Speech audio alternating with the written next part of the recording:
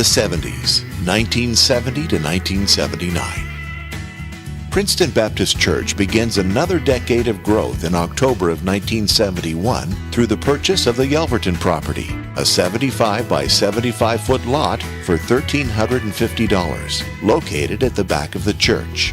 In addition to property, the church opened a memorial fund with Branch Banking and Trust Company, with funds donated by Mr. Conrad Parker in memory of his wife. The fund was established to give families a chance to honor their loved ones. The annual fellowship supper continued with approximately 200 in attendance, and an additional family night was started on Sunday nights in an effort to correlate the work of all the mission organizations in the church. June 18, 1972, Dale Wyatt was called as the first youth director for our church. On December 31, 1972, our church held its first New Year's Eve watch.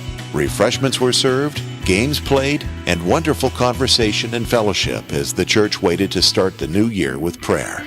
January of 1973 began with our Baptist men and boys having a Baptist Men's Day. The day started with breakfast, and the morning worship was handled by the Baptist men and boys, with the guest speaker, Reverend Raymond Moore, delivering the morning worship service message. In the afternoon, the group visited the geriatric ward at Cherry Hospital. In October of 1973, our church started the first publication of a church newsletter that would be mailed to present and past members who expressed a desire to receive our newsletter. On October 21, 1973, Dale Wyatt was ordained as a minister of the gospel and continued on as our youth pastor until May 9, 1974, when he took a pastorate at Park Grove Baptist Church in Virginia. In June, our church held its first ever baby dedication. On November 3rd, a Prove the Tithe Day was held. This kicked off our Reach Out program, where our church started a program designed to boost our Sunday school enrollment. Our church also joined the Community Men's Prayer Breakfast, which met twice a month at the yearly steakhouse and restaurant. March 16, 1975, our church held a Pastor Appreciation Day for Horace Ricks, who had served at the church for 25 years. A special service was held, along with a fellowship luncheon afterwards. In January of 1976, two new choirs were added, Children's 1 and Children's 2. Both choirs had special robes made for them by Mrs. Nora Williamson and Mrs. Earl Price. These precious voices were a great addition to our church. March 21, 1976, brought a new youth director to our church, Mr. Ray Davis and his wife Betty. The Davises also worked with our music program. On May 21st through the 23rd, 1976, our church held a Youth Encounter Weekend, sponsored jointly with the Methodist Church. Several youth speakers were brought in from seminary, and a lock-in was held on Friday night.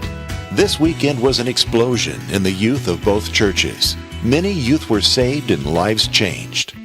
Youth took their faith to the school, where Bible reading and prayer were held every day in the halls. It was beyond anything our youth had experienced.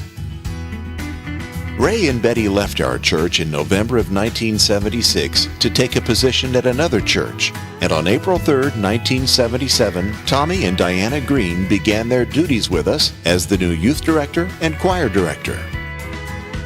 October of 1978 brought a children's sermon to our Sunday morning worship.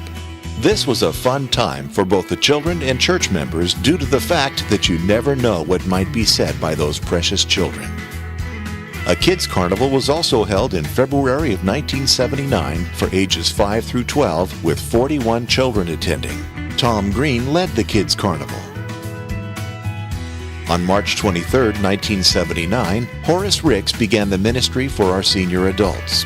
The name Triple L's was chosen for the group, which meant Live Long and Love It. April 29, 1979, Horace Ricks resigned from our church after 28 years. The church held a reception for the Ricks in appreciation for their years of service. Dr. Horace Ricks became Director of Missions for Johnston Baptist Association in Selma, North Carolina, after leaving Princeton Baptist. Reverend William H. Bill Poole served as interim pastor while our church search committee performed its duties regarding a new pastor for our church. September 23, 1979, Reverend Thomas Green resigned as youth minister and Mrs. Green as choir director to assume positions at Madison Baptist Church in Goldsboro.